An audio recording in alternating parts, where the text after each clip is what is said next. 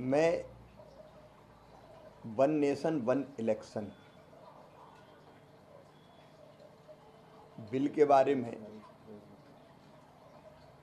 पूरे दावे के साथ ये कह रहा हूं कि प्रधानमंत्री नरेंद्र मोदी जी को हृदय से धन्यवाद। हमारे देश में बाकी कुछ कम हो ज़्यादा हो, एक चीज़ लगातार चलती रहती है। 5 साल 12 महीने अगले चुनाव की तैयारी।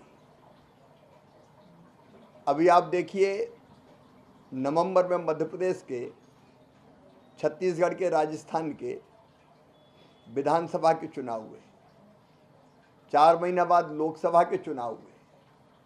वो चुनाव खत्म नहीं हुए कि हरियाणा, जम्मू कश्मीर, महाराष्ट्र, झारखंड के चुनाव शुरू हो गए और अभी सांस भी नहीं ली कि दिल्ली में उम्मीदवारों की घोषणा हो रही है, बिहार के चुनाव की तैयारियां हो रही है। ये बार बार होने वाला चुनाव देश की प्रगति में सबसे बड़ी बाधा बन गया है। ये विकास के लिए बाधा है, ये जन कल्याणकारी योजनाओं को रोकता है। सारे नेता, चाहे प्रधानमंत्री जी हों, केंद्रीय मंत्री हों, राज्यों के मुख्यमंत्री हो, सांसद हो, विधायक हो, सब चुनाव की तैयारियों में लगे रहते हैं। जिन राज्यों में चुनाव नहीं होता, वहां भी दूसरे राज्यों के कार्यकर्ता जाते हैं, नेता जाते हैं, और केवल नेता और कार्यकर्ता नहीं जाते, ऑब्जर्वर बन के दूसरे प्रदेशों के अधिकारी वहां पहुंचते हैं। आचार संहिता लागू हो जाती है। आचार संहिता के कारण 3-3, 4-4 महीने कोई काम ही नहीं होते। अब मध्य प्रदेश जैसे राज्यों में लोकसभा और विधानसभा चुनाव अलग अलग होते, 1 साल कोई काम नहीं होता। और फिर जब चुनाव होते हैं तो चुनाव में खर्चा भी होता है।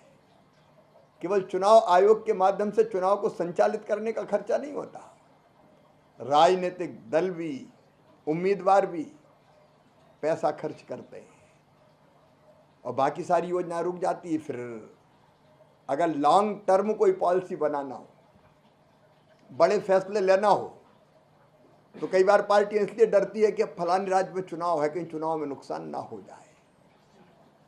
तो लगातार चुनाव बाधक है देश की प्रगति में, बाधा है जन कल्याण में। और ये कब शुरू हुए? 1967 तक सारे चुनाव एक साथ होते थे। ये पाप भी किया तो कांग्रेस ने किया। चुनी हुई सरकारें भंग कर दो और अलग अलग चुनाव होने दो। कपड़ों की तरह सरकारें बदलती रही कांग्रेस की केंद्र सरकार, इसलिए चुनाव अलग अलग समय पर हो गए।